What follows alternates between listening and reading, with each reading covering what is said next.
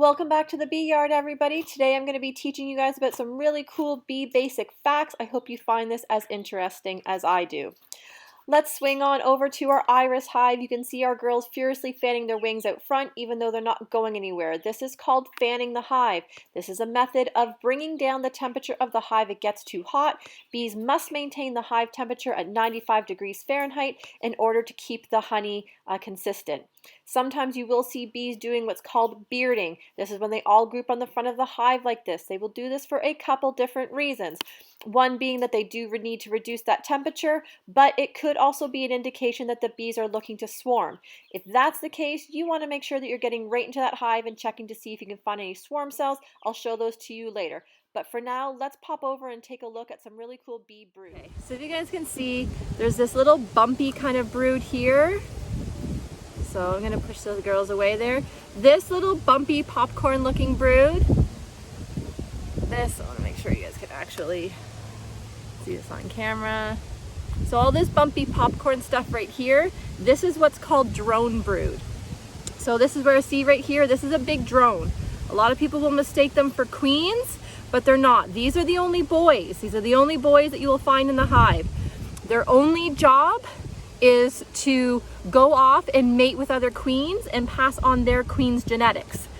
Drones also cannot sting. They do not have a stinger. Now this nice flat stuff here, the other nice kind of flat, I'll try and see here, hard to see how much of the frame you guys can see. So all this nice flat stuff right here, this is all worker brood. So that's where all these little girls are going to be born. Popping over to our queen daffodil. A queen's pheromones control the mood of the hive. Whether the bees are more calm or defensive is the queen's doing. You can change the mood of the hive by changing your queen. In this clip, I want you to look at how the girls are hovering in front of her. A queen will always have attendant bees with her. These girls are responsible for making sure the queen's every needs are attended to, such as feeding, cleaning, etc. Now, even though it is the queen's pheromones that direct the mood of the hive, it is actually the workers that direct the hive activity themselves. They are the ones that will tell the queen where to lay, when to lay, etc. They are the ones that know which cells are cleaned out, ready to go, and ready to accept a new egg. So they will actually headbutt their queen in order to show her where these areas are.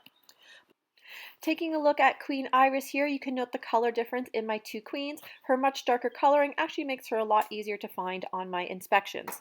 Now, a queen can lay up to 2,000 eggs per day, although it's usually closer to about 1,600. However, each frame in a hive probably contains about 7,000 comb cells. This means that within a frame, there's probably upwards of 70,000 cells to be filled. That would take over 4 days for a queen to fill just one frame.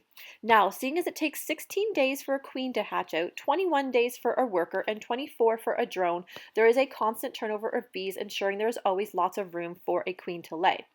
Now, a queen does have a stinger, however, she doesn't use it in the same way. A queen stinger is only used to kill any other queens that may be in the hive. When they are hatching out a new queen, the first one to emerge will go over and then start killing all the other ones that have not yet emerged. Now, Iris is going to be making her way over to where we have some of our bee larvae. You can see those little tiny C cells at the bottom there. What I want you to note, however, is all the little bees that have their heads in the cells with their bumps sticking up. These are our nurse bees. These are the ones that are feeding and taking care of the larva. The larva will get fed royal jelly for probably the first couple days, depending on how long, depends if it's going to be a queen, a worker, or a drone. The rest of the time they are getting fed bee bread, which is a mixture of pollen and honey. Now, as you can see Iris making her way along the hive here, she's actually going to be coming upside one of our drones. As I was mentioning in a previous video, sometimes people will confuse a drone for a queen because of how large their body is as well. However, it is only the queen that has that long tapered abdomen. The reason why is because in this abdomen it contains her spermatheca, which is where she holds all that sperm from when she went on her mating flight and mated with about 10 to 15 different drones. It also allows her abdomen to reach the very bottom of those cells to place the egg and literally glue them to the bottom of those comb cells. So this is one of the coolest bee facts that I think there is. You can see how they're holding on to each other's little arms and legs. This is how bees measure space. When they are trying to determine how much comb and how big it needs to be, they will join their little hands and feet together to measure exactly how much they need to build. How cute is that? We're just going to take a look here at one of our simple frames. You can see some of that really cool worker brood that I was pointing out to you guys. There's a little bit of that drone brood up in the top there. However, in the corner by where my hand is, that is capped honey. This is just to show you guys the color differencing between what capped honey looks like compared to what capped brood looks like.